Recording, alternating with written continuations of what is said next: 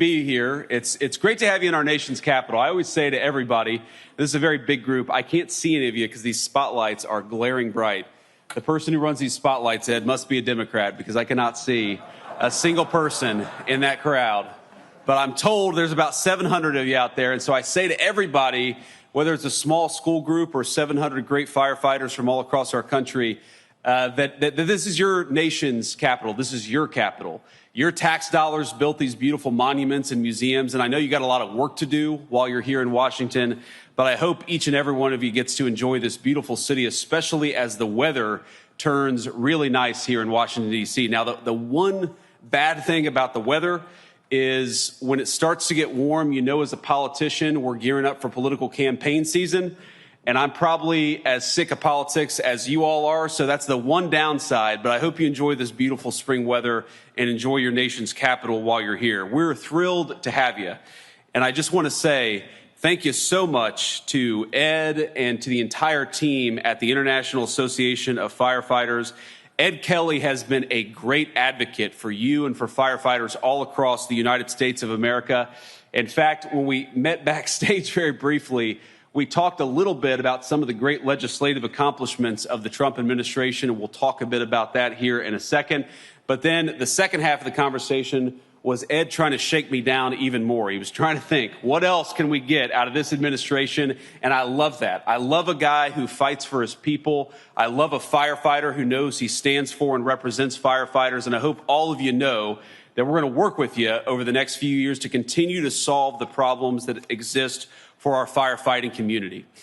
One of the things that a lot of you know about this administration and hopefully appreciate about this administration, but I'm going to make my pitch here, is that we have been unique among Republicans in that we haven't turned away organized labor. We have tried to find ways to work with organized labor. Not that we're always going to agree, but another great Bostonian, Sean O'Brien, the head of the Teamsters Union, we found ways to work together to serve working people. And there is no group of people that is harder working and more important for our community than our firefighters. And so thank you all for being here, and thank you for honoring me by inviting me to give you a few remarks today.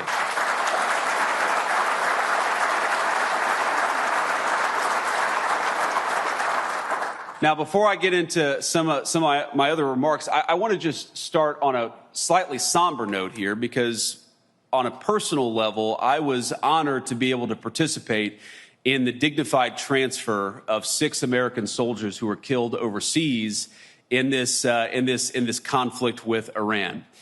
And I had never done that before, and a lot of you served our nation in uniform. I know a number of our firefighters have all across our country.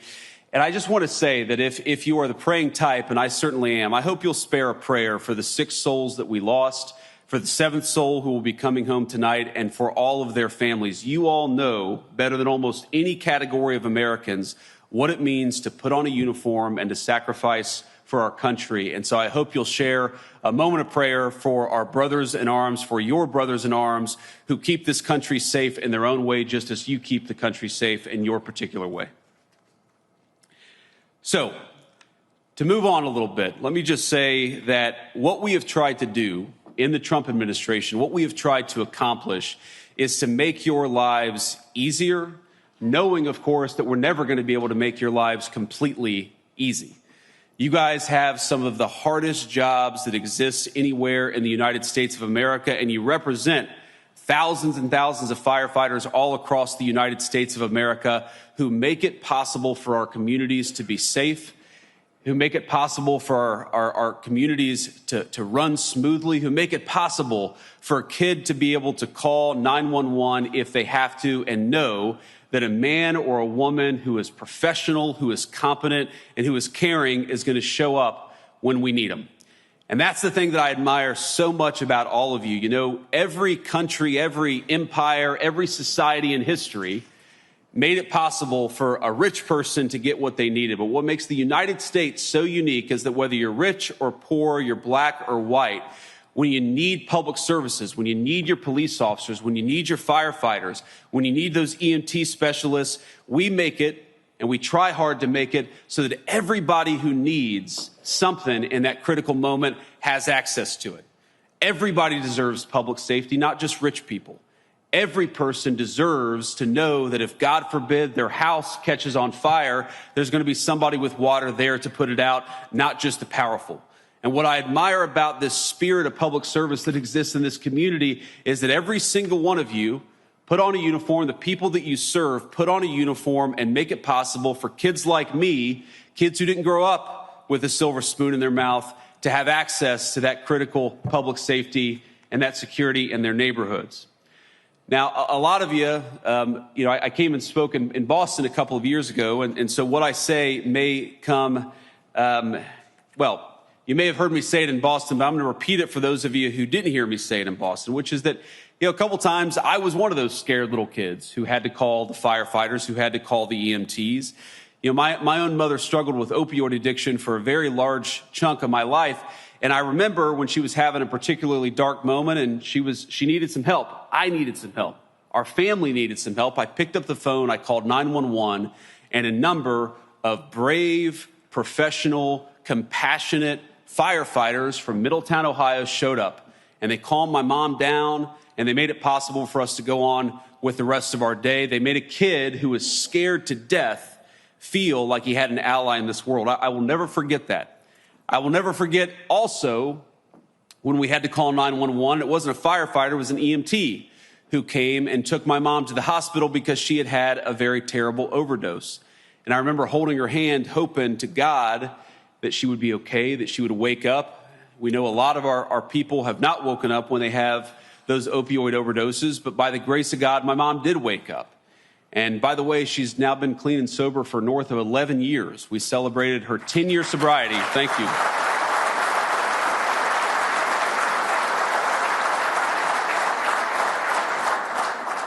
We celebrated her 10 years of sobriety in the West Wing of the White House. What an incredible testament to the American dream that a woman I thought would never live to meet my children is now the best grandmother to those children that they could ever ask for, and we celebrated that sobriety in the People's White House. But that moment, the many moments of second chances that we've gotten with my mom, and I love you, Mom, if you're watching this. She probably is. She watches everything. I don't know why, but she does. But Mom, we would not have gotten that second chance were it not for the firefighters all across our country, for the EMT specialists all across our country who make it possible for second chances again and again and again. What you guys do is not easy. And as you all know, it doesn't always pay as well as it should, but it does give people, millions of Americans all across this nation, a sense that somebody is looking out for them. And that's one of the reasons why I love what you do, why I'm so honored to be here, is because you are the glue that holds so many of American communities together.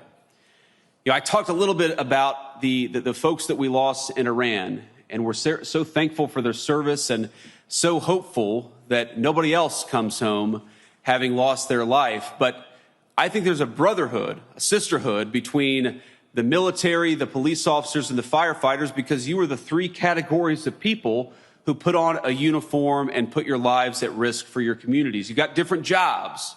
You have different roles to play. But I think it's an amazing testament to our country, maybe the single most important resource that we have as a United States of America, is that every single one of you is willing to sacrifice your life. Hopefully you never will. But every single one of you is willing to sacrifice your life for this great country and for the people that you serve in your communities. I just want you to know, from the President of the United States, but from everybody, I think I can say comfortably, even in partisan and difficult times, that I represent the whole country when I say to all of our members of the International Association of Firefighters, we are thankful to you, we are proud of you, we love you, and we're going to do everything that we can to support you.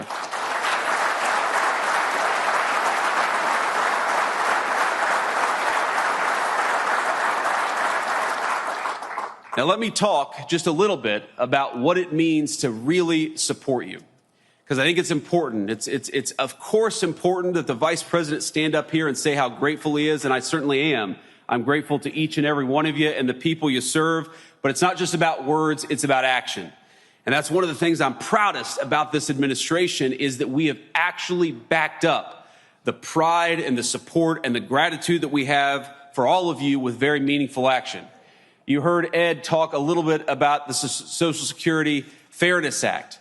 Well, one of the reasons why that happened is because the President of the United States, and I believe it was even before the inauguration, the President of the United States made sure that congressional Republicans stayed on top of that legislation and we worked to get it done. That happened because of presidential leadership.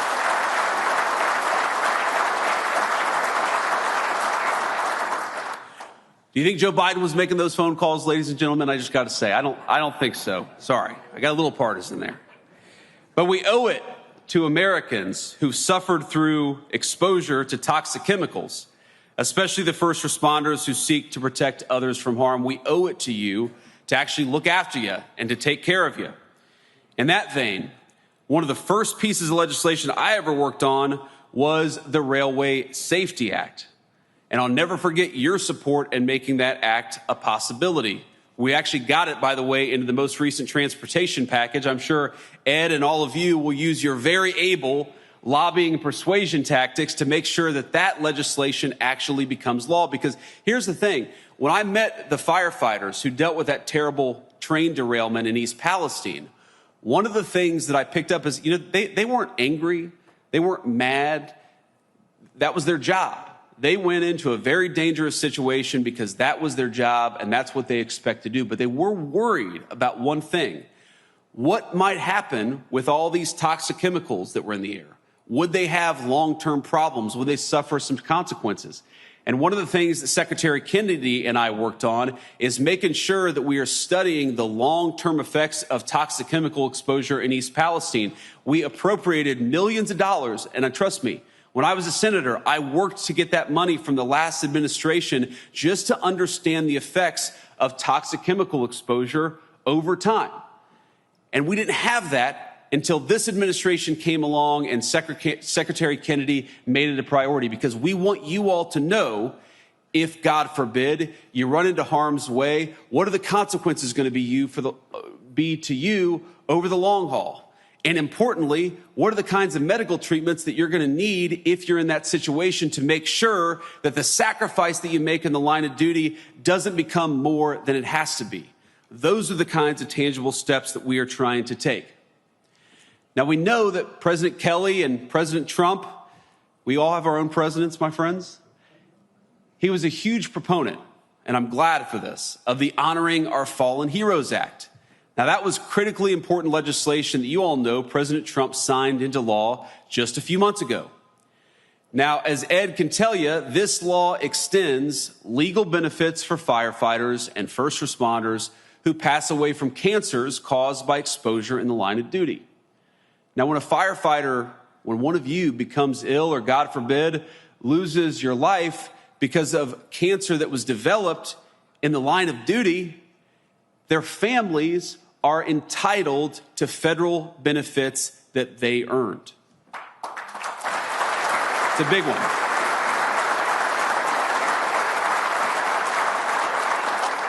Now, I say they already earned them because we owe it to Americans who suffered through exposure to toxic chemicals, especially the first responders who go into harm's way to protect others from harm.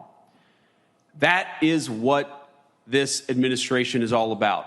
Making sure that the Social Security system treats you fairly, making sure that you get the benefits, or if God forbid you pass away, your families get the benefits that you deserve, making sure that we take care of the people who take care of us. That is the legacy of the Trump administration when it comes to our firefighters, and that is a legacy that we're going to keep on building on over the next 3 years of President Trump's leadership.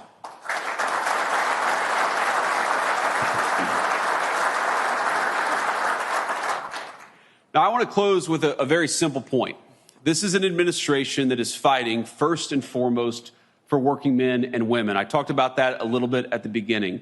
We're especially fighting for working men and women who serve the public interest, and that's what all of you do. You know, when I was a little kid, I wanted to be a United States Marine. Some kids want to be doctors. Other kids want to be teachers. Some want to be astronauts, but it's, as you know, a lot of kids, a lot of little kids all across our country, they want to be firefighters. That's a great testament to the work that you do every single day. I guess my point here is that every kid in our country has dreams, and those dreams come in many shapes and sizes. And what I want most of all is for your service and your sacrifice to be rewarded by all of us living in a country where you don't have to be rich or lucky to obtain the American dream. You just got to have a little grit, a little determination, and a lot of hard work. I want all of us, your kids and mine, to live in safe neighborhoods. I want us to send our kids to good schools. I want our families to not have to live paycheck to paycheck. And that's why our administration is fighting for all the policies that we've been fighting for, from the low crime to reversing the inflation of the Biden years, because we want every single person in our community to be able to live a good life. What is the work of all of you, of our firefighters and our EMTs, if it's not to ensure that every kid has an opportunity to live in safety and security? You do your part every single day, and I'm proud of you for it. But that means that we've got to honor your service by doing our part here in Washington, DC.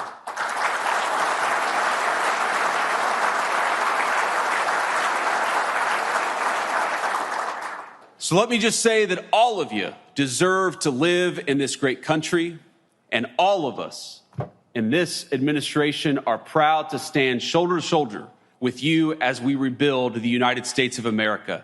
I want you to be proud in your country, because I know that your country and your president are very, very proud of you, and we're grateful to you. Thanks, everybody, and God bless you.